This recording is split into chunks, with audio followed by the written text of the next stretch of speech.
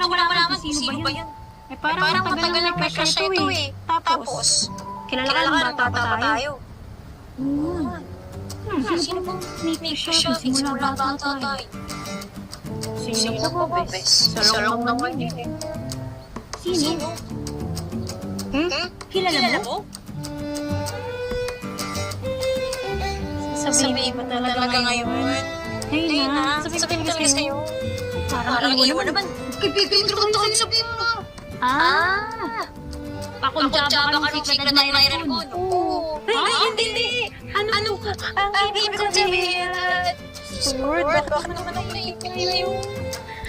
Sukulan mo nga. Sorry talaga.